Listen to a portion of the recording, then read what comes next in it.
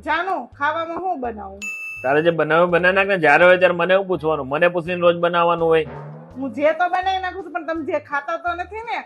દર વખતે તમે એમ કીધું જે બનાવે બનાવી નાખું ને પછી તમારી લપ ચાલુ થઈ હોય અને ઈ કલાક સુધી હાલે.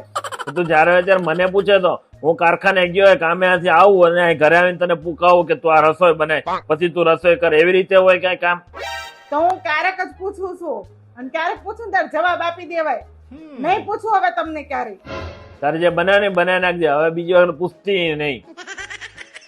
બિચારા કામેથી થાકીને આવ્યા હોય એટલે હું એવી મગજમારી કરું તો પછી એવું થાય જ ને. મારે એવું ન કરવું જોઈએ. મારે ડાયરેક્ટ બનાવી નખાય, પછી જે બોલે ને સાંભળી લેવાય. હાલ હું એને સોરી કહી આવું.